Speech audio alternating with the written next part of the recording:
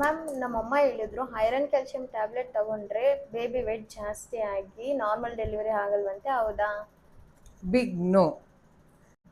Iron ತಗೊಳ್ಳೋದು ತುಂಬ important. ಏನಕ್ಕೆ ಅಂದರೆ ತಾಯಿ ರಕ್ತ ಇಂಪ್ರೂವ್ ಆಗುತ್ತೆ ಮತ್ತು ಡೆಲಿವರಿ ಟೈಮಲ್ಲಿ ಜಾಸ್ತಿ ಬ್ಲೀಡಿಂಗ್ ಆಗಿ ಆಗೋ ಕಾಂಪ್ಲಿಕೇಶನ್ಸ್ನ ತಡೆಯುತ್ತೆ.